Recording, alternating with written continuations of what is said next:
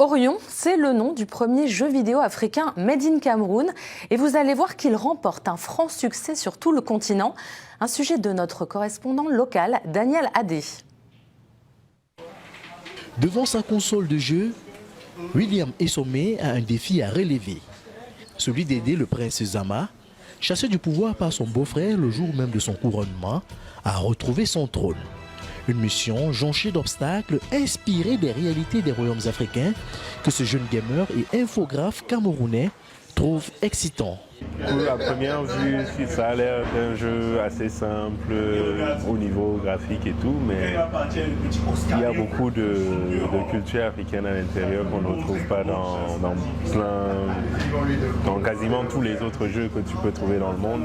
C'est Akiro Game, un petit studio de production en plein cœur de Yaoundé, que ce jeu vidéo dénommé Orion a été entièrement conçu.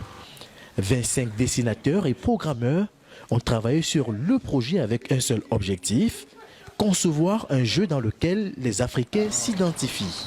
Akiro Games, en fait, c'est un processus, parce que quand on a démarré en 2003, on n'avait pas vraiment l'idée de créer un studio. C'était plus deux jeunes passionnés avec Yakan Dominique et Hugo Afo. On a pensé à faire de l'African Fantasy.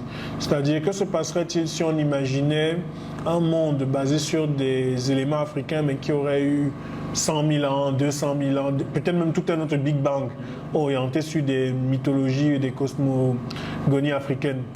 Pionnier dans le domaine en Afrique, le studio Akiro Game a pu récolter 120 millions de francs CFA grâce à un modèle de financement participatif.